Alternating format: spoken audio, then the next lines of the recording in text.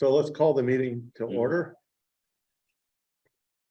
Pursuant to Governor Baker's March 12th, 2020 order suspending certain provisions of the open meeting law, GL Chapter 38, Section 18, and the Governor's July 16th, 2022 revised order extending remote participation by all members in any meeting of a public body.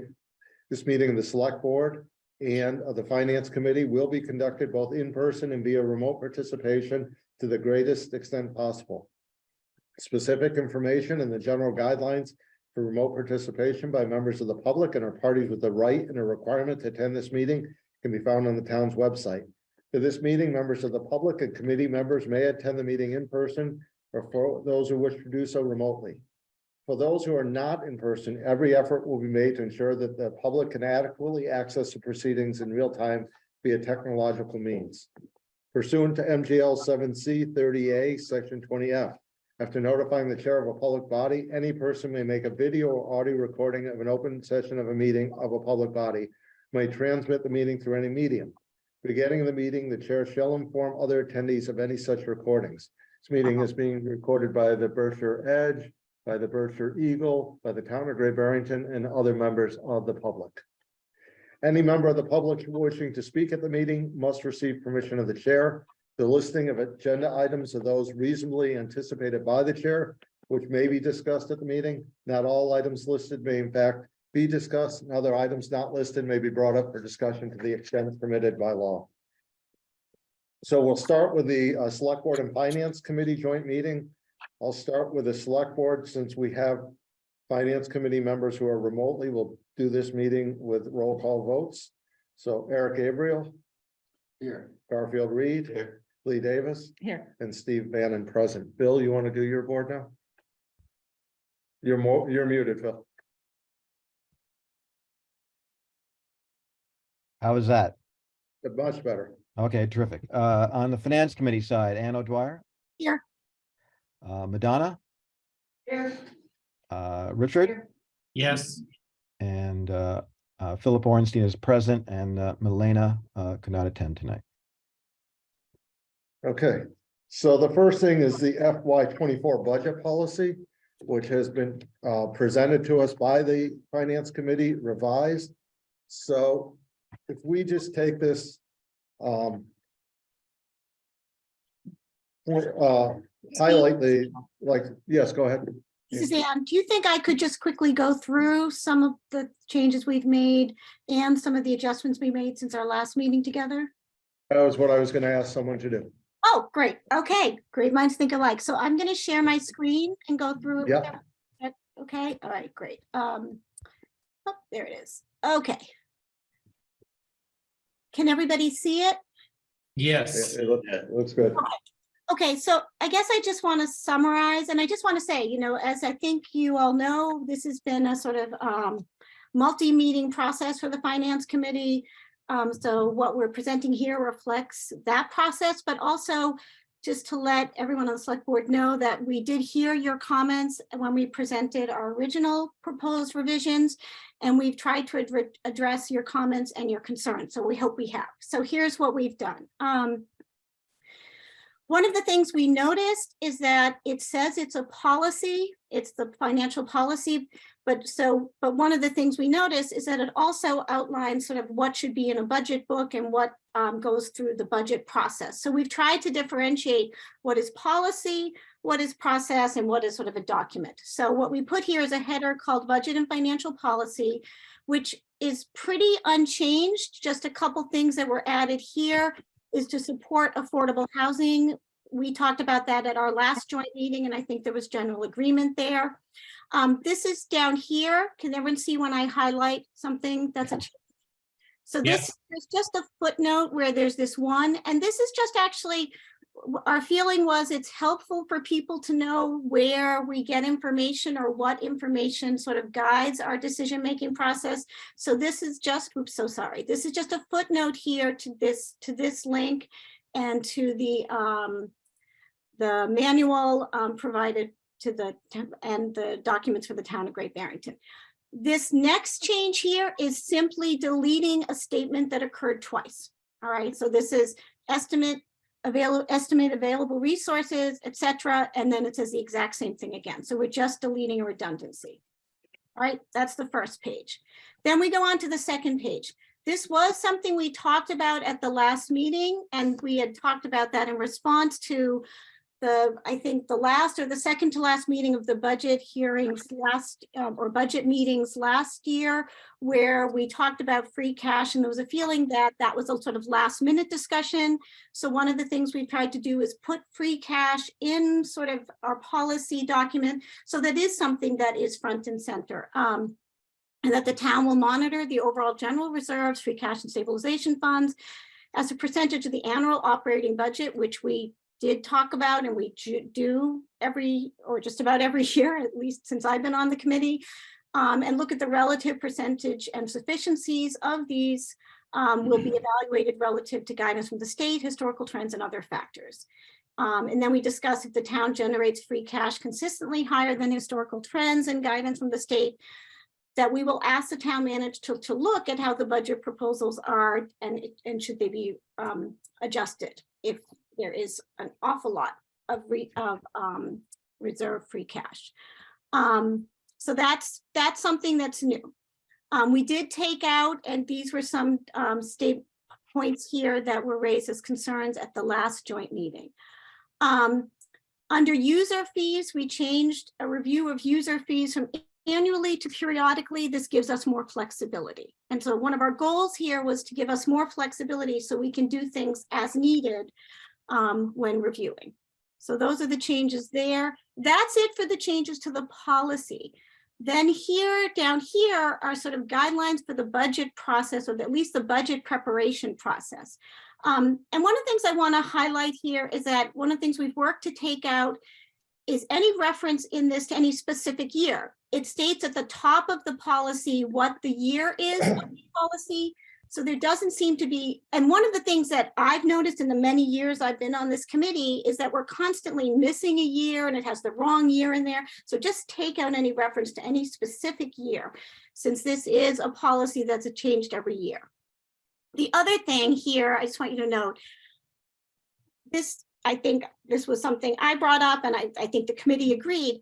This is a policy both the Finance Committee and the Select Board vote on, so I don't think there's any need to say inside the policy that we agree on it, because if we voted on it, we have agreed on it. So that's been taken out. All right, so this highlights, and again, that's all that's sort of done here, taking out any reference to specific years, taking out reference to that we agree on it, since if we vote on it, we agree on it. Down here, a minor revision down here, sort of rather than identify financing source, let's think about multiple possible sources. And that's, again, just a minor one. This here is just grammatical down here on the budget format. Again, rather than the town manager, it's actually grammatically incorrect to say the town manager to, so the town manager will request departments to submit. So now we get down to the budget book. And the budget book will include financial statements. And by the way, this is also something I just want to highlight as a theme here. One of the things we were trying to do is make a policy that reflects what we actually get and what we actually do. So the budget book includes outstanding obligations, but also anticipated new borrowings. And as we look to capital borrowing for capital investments or capital expenses, we are presented with what the new borrowing amounts will be. So it just indicates that this is something that we get. The capital budget, this is only a change in wording just to make the wording consistent from one part to the next. Same down here. So the enterprise fund had its sort of own subcategory, even though the capital budget had another category. So we just put this all together here. And so what is probably the most new here, and this came up at the last meeting, and I just want to highlight this, and this is again something we really came back to. Many of these here, other informations and reports, and I just want to read our new revised statement, which is intended to reflect the concerns raised by the Select Board at our prior joint meeting. It now reads, if deemed necessary and appropriate for adequate review of the proposed budget, the Finance Committee and/or Select Board may request and this is a request that the town manager include, if possible, as supplemental material, either in the budget book or in a separate report or document presented at a budget meeting or a separate hearing. And one of the concerns was raised at the last meeting is it may not, the town manager or the finance person might not have a chance or have time or the opportunity to get all reports as requested. And this is something that, if possible, to also provide this. But so we took out, and again, historical financials. And again, we took out any year specification. And we do get historical financials, but in terms of local receipts, free cash, and again, this goes back to the free cash, tax levy and tax rate, which we already get.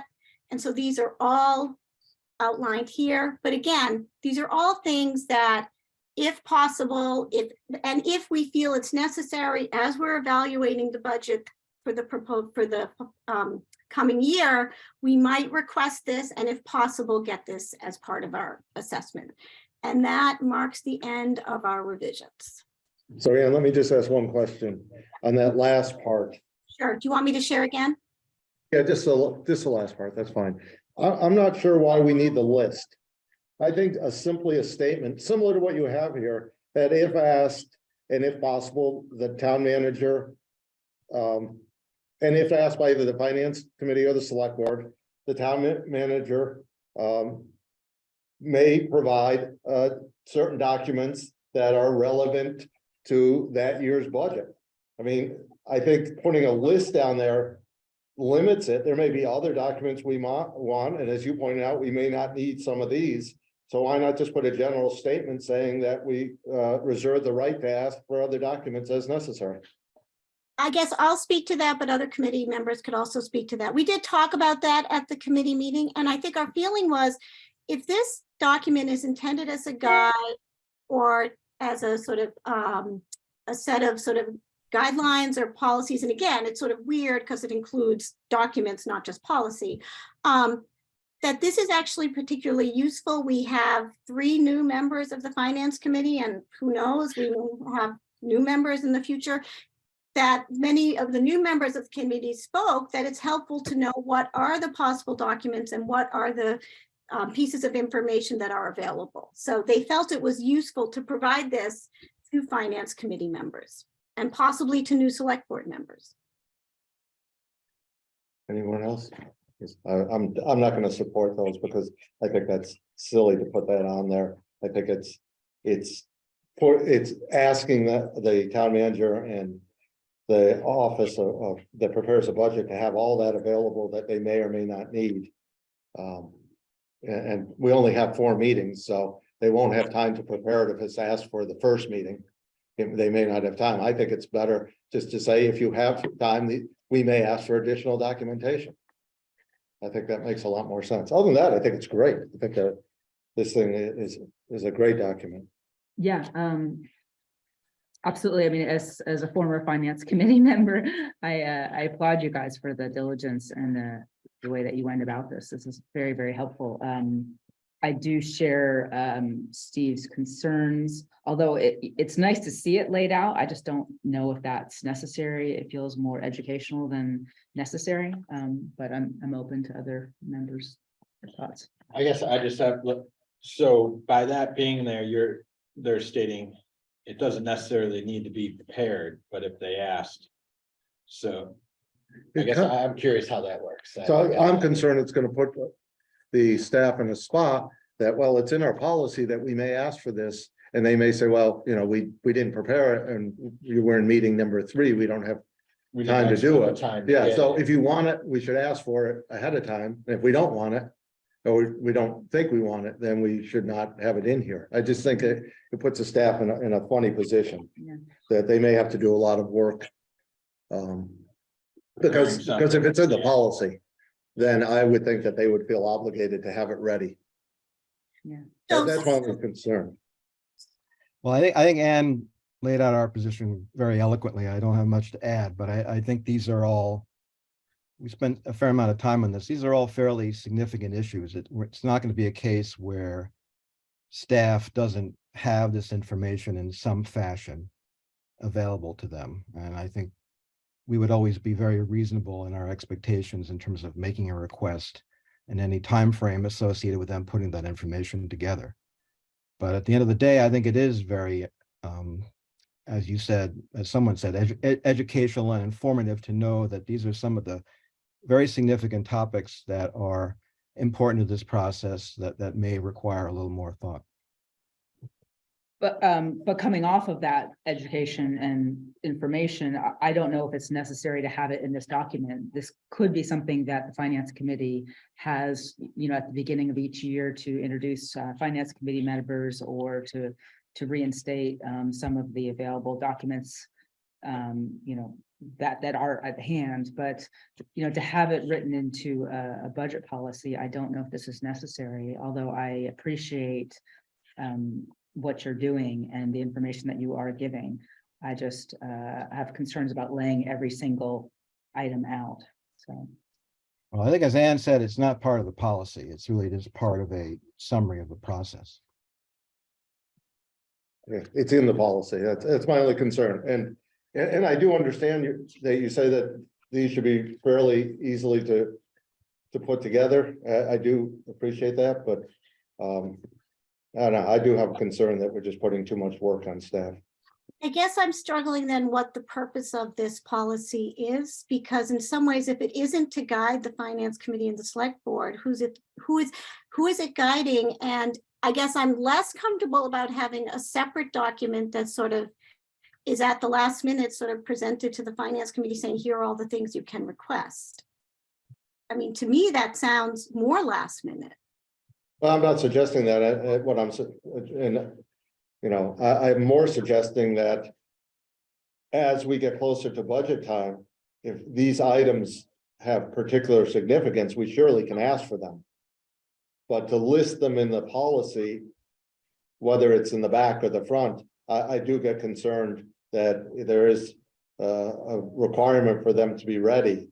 And that's just, I'm not sure all these are necessary. So otherwise, I'm not saying we shouldn't have some statement there saying that we have reserved the right to ask for other documents. I absolutely agree with that. But not say, but don't you think it leaves the staff in a more vulnerable position in some ways if we don't say what kind of documents we might ask for? I find, I'm kind of stuck in, I understand your point and I respect it, but when you ask to that the town, we may ask to include if possible supplemental materials. Mhm. And then list all these materials. Why are we listing them if we may or may not ask them? Why not just wait? And if it's a year that OPEB is of particular interest for maybe a new law or something, well, clearly we're going to ask for that material and it's going to be provided to us. But I don't know. I just don't, I think almost should say not limited to, because there may be other things that we may ask for because of something that may have happened in the preceding 6 months coming up to budget. There may be, and I wouldn't want to limit it. And I think we've always had that right. Do we want to say not limited to and just has it, for example, or just? Could do that. I mean, I don't want to hold this whole thing up because it's a good document. We could change it to not limited to, and then just say, for example, and then move on with it. Certainly, I'd be certainly open to sort of saying not limited to. To me, that actually says to a staff person, ask for all these things and more. Well, we've always had that ability. That's kind of my point. I agree.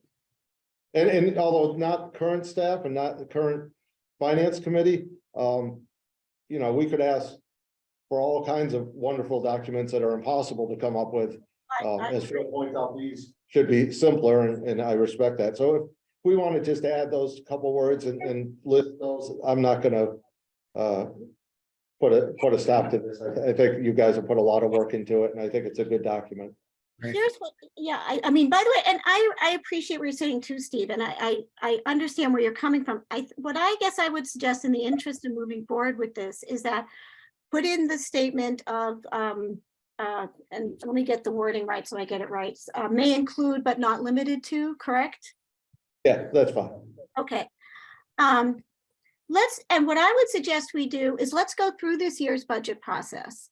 And let's see what documents of that list seem relevant or not. And then we can always come back next year and adapt this. That's fine. Do I have a motion? Or- This has been provided by the finance committee, so they've already voted on it. I don't think the two words are gonna affect their vote. No. So do I have a motion to approve with the amendment that Ann just, I make a motion to approve the Great Barrington Budget and Financial Policy as amended, as presented and amended. do I have a second? I'll second that. Any discussion from public, finance committee or select board? So just so I understand, we're keeping all the wording that they have here as Yeah. far as possibilities. Yeah. Just adding the one. Okay. Yeah, that's all. Sounds good to me. You know, I've had my say, that's fine. I don't need to say anymore. It's a good policy. Anyone else? Roll call vote, Garfield. Aye. Aaron, Aye. Lee. Aye. And it's unanimous. Thank you very much for coming to us with that. Thank you. And And I will update and revise it and send it around. That sounds good. Do we The need only to other re- thing. The do only we other need to thing. re- we have- I'm sorry. Go I'm ahead. Rich. sorry, does the finance committee need to re-vote since we have a slight changing of wording to the document? I think Steve suggested that we didn't, and I certainly agree with that position. Okay, very good. Think it's so minor that it's surely up to you in the chair. No, we're good. Okay, So next is a proposed budget meeting schedule. February 21st, February 22nd, which is a Tuesday and Wednesday, both at 6 o'clock. February 28th and March 1st, Tuesday and Wednesday at 6. And the public hearing on Wednesday, March 22nd, that's the finance committee public hearing at 6. Is the finance committee and the select board okay with that schedule? And I do apologize. I was asked about this, and when I was first asked about this, all those dates works fine. I do have a professional opportunity that has come up for the first week of February 21st and 22nd. If there is still the remote option, that is a possibility for me. But it would be hard for me at this point to make those earlier dates. I could do the week with no problem, the week after the February 28th and March 1st, so it would be the first week, full week of March. But again, if we think we'll still be doing hybrid meetings, I think I can make it work. Our plan is to be doing hybrid meetings as a Okay. select board, and yeah, so our plan is to do a hybrid. Okay, Yeah. so if we could move it to the following week, that would be better for me, but So by the following week, you mean, so I'm talking about March. Give me just 1 second. I'll just pull it up on my calendar. Sorry, it's just a little slow here. So it'd be February 28th and March 1st, and then. So sorry, I don't know why my calendar is moving so slowly. March 7 and March 8. March 7th and 8th. But if that, I know, I apologize, this came up just within the last few days. you don't need to apologize. If everybody else is wedded to those earlier dates, then I'll just zoom in. I mean, we need to check with staff. Probably just zoom in, right? I'd have to check with staff, I think it would be fine as long as we were able to continue the public hearing on the 22nd. Yeah, I think that the important thing is to get the public hearing done. Right. Right. Are you free the 7th of May, or is that a problem? Oh, yeah, I mean, I'm always free. So. Um, So we're not gonna make a decision tonight, because we have to check I'm with staff. sorry.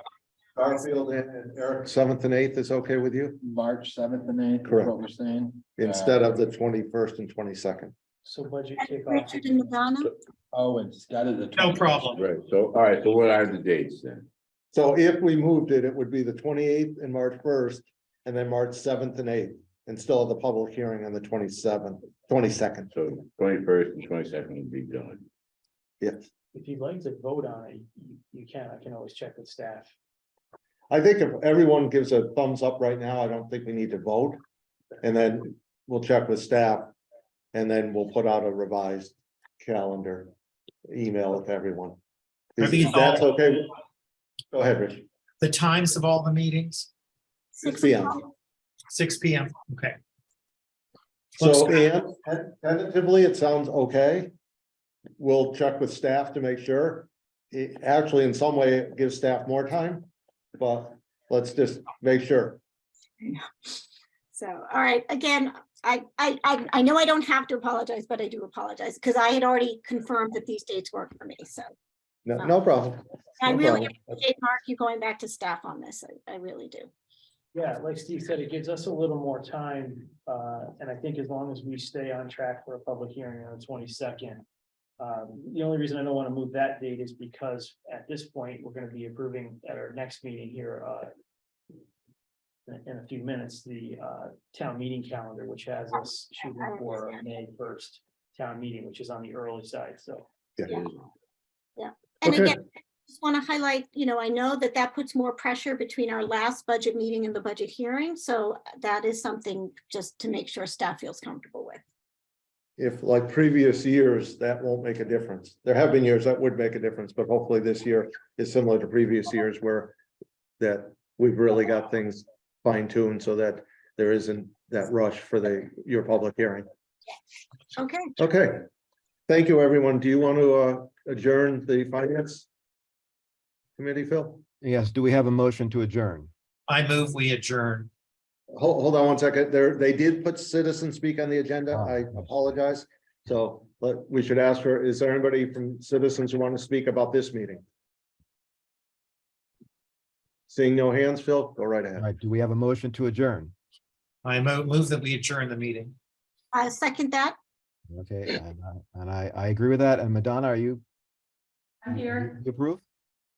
Yep, She's good with leaving. I'm good with leaving. We're not throwing her out of the room. All right, so we are adjourned on the finance committee side. Thank you. Thank Thank you very much, everyone. Have a good evening. Thank you. Perfect. Okay, I'm gonna call to order the select board regular meeting. And we'll start with select board announcements and statements. Garfield, Nothing, thank you. Eric, Nothing, thank you. Lee, Two announcements. The Community Preservation Committee is meeting on December 12th to discuss our step 2 open space and historic applications, and on December 13th, which we'll be discussing our housing. And also tomorrow at 5 p.m. we have the housing subcommittee, so you're all invited. okay, perfect. I have nothing. Town managers report. Steve, I just have two updates for everyone this evening. First up is the Houstonic Waterworks topic, and that's just to let everyone know that we received 2 proposals for the appraisal of the Houstonic Waterworks system. That project will be getting underway next week. We have signed a contract with Raftelis, and we're expecting a final report from our consultants in mid to late February with a public presentation on or the February 27th meeting. So good news there. We did some progress. And moving on to short-term rental compliance. I just wanted to share an update with the board tonight that our in the public that our bylaw, as you know, goes into full effect in January. We've contracted with an STR compliance software company out of Austin, Texas, named GovOS. So we've been working closely with them over the last few weeks. We're meeting with them every Monday morning at 9 a.m. So regularly, so staff here in town hall is meeting with their team. Stephen Browning, our new health agent, is on that team, and he will be the staff lead on this project as we go forward. We're in the process of sharing all necessary data with GovOS at this time. And what that means is that we're sharing townwide parcel information, maps, copies of our bylaw that was approved by voters at town meeting, and our known STR list so that they can get their process started. So what's next? Their team at GovOS is working on identifying the short-term rentals that are posted on numerous platforms online. They're working to build out our registration portal, and we're working with them on that to create a custom application process for Great Barrington hosts that is user-friendly. We're developing a PR campaign, so as of this month, you'll start to see information going out to the public. Just because we're gonna be a few weeks behind on this, so I want to prevent people to the extent possible from having to call here to get updates. We'll try to push information out of town hall. We're developing a fee schedule for the select board to review and approve, so you'll see that at an upcoming meeting. And like I said a minute ago, we're a little behind schedule, but I'm confident that we'll have a user-friendly platform up and running very soon. So I'll keep you up to date as we move this process along. Eileen, you have a question? Did the state attorney general approve the bylaw? Does it have to, since it's not a zoning bylaw? No, yes and no. They asked for an extension to review the portion of our bylaw that restricted corporate entities from owning short-term rentals. So we're still waiting for a response from them, and that should come in to town hall any day now. Thank In you. fact, we were kind of expecting it last week. Thanks. Okay. Moving ahead under new business. The 2023 annual town meeting and town election calendar. One thing that you're seeing on this is a very early town meeting, May 1st. And that would be an indoor town meeting, which is to the best of our guess. We could decide tonight to move it to June and ask for it to be outdoors, but I know a lot of people have expressed interest in us going back indoors. So could we change this in a few months? If we had to, yeah, we could. But as of right now, that would be our plan. If we approve this, would be to have an indoor. So is Jen on the line? Yes, I accidentally opened her mic instead of promoting her, so I'm trying to fix that right now. Okay. Her mic is open, and I think Jen, you wanted to present one change to this schedule. Can everybody hear me?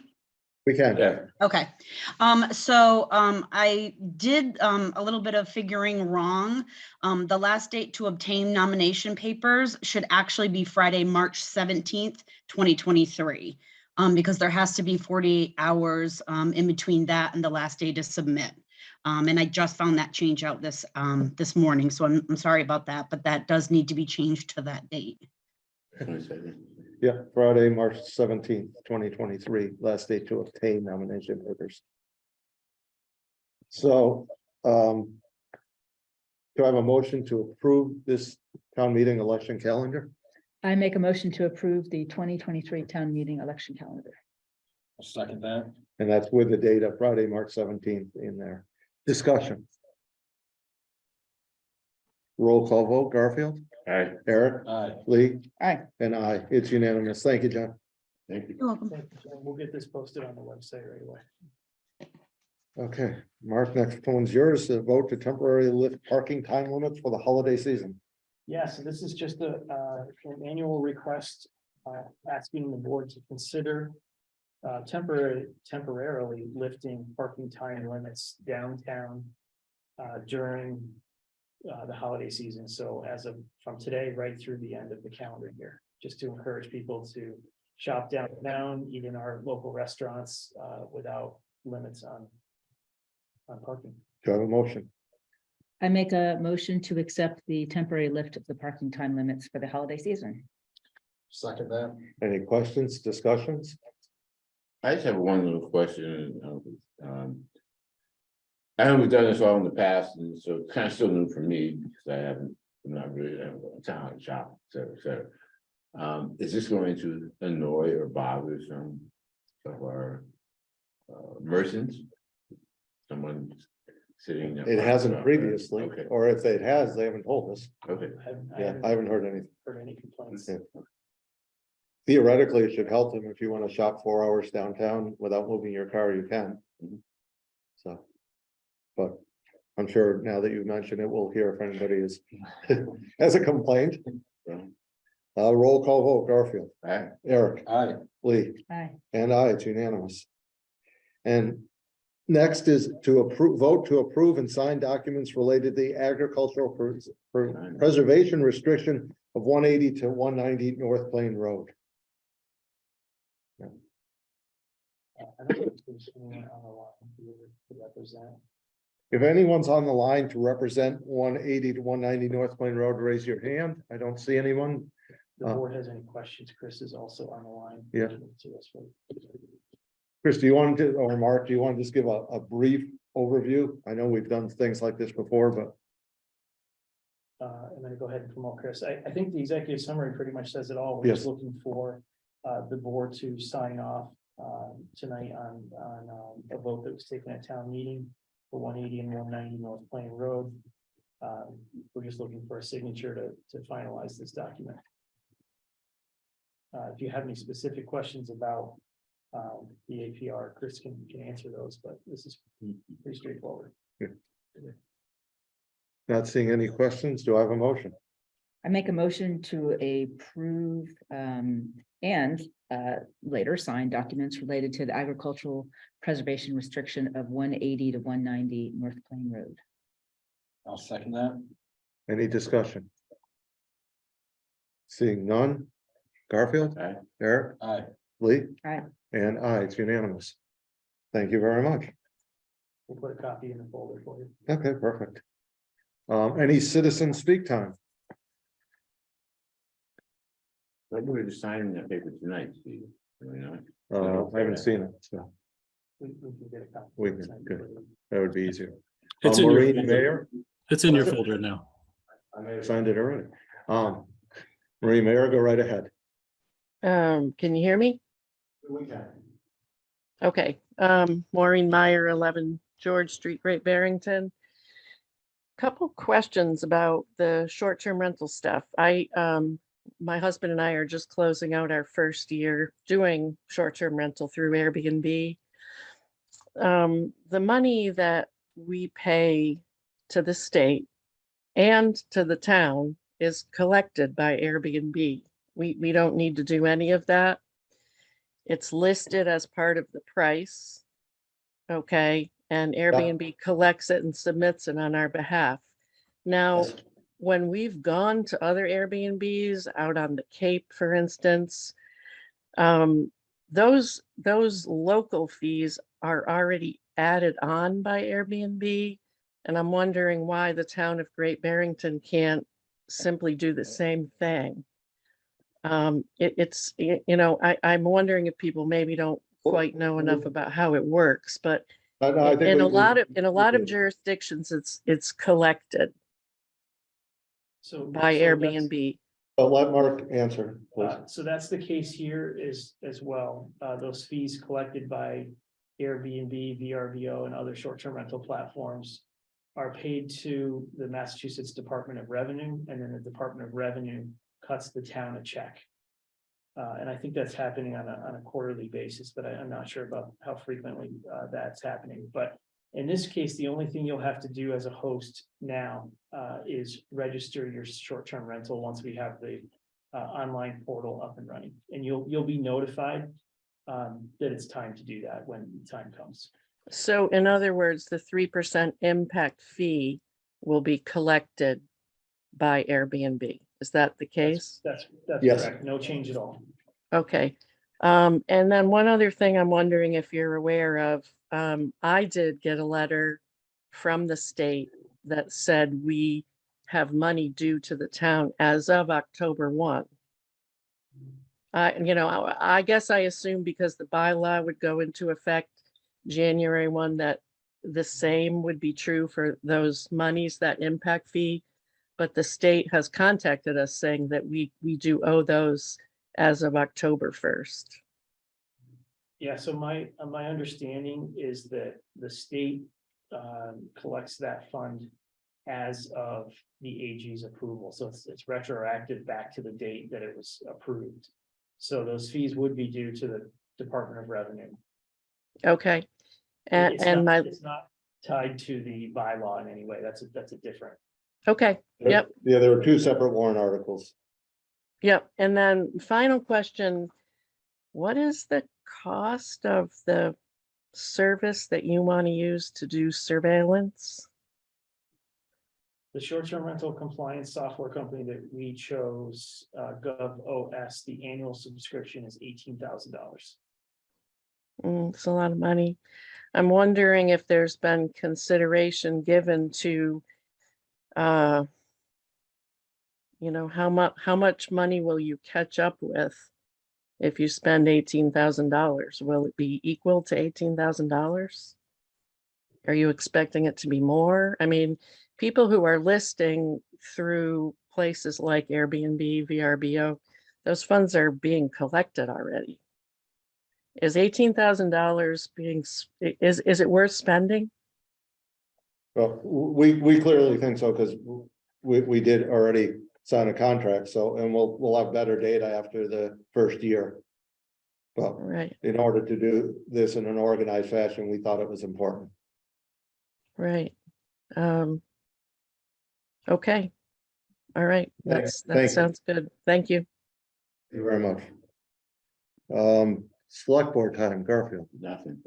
Eric, Nothing, thank you. please.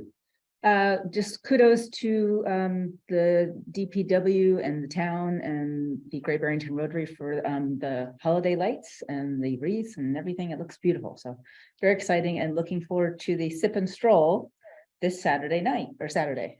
I'll share that with staff. Okay. I've been hearing lots of positive. feedback. Yeah, They did so a really everyone good come job. down on Saturday for the sip and stroll. Should be fun. The only thing I have is we had at height 17 attendees and 4 panelists, so 21 at the height. Media time.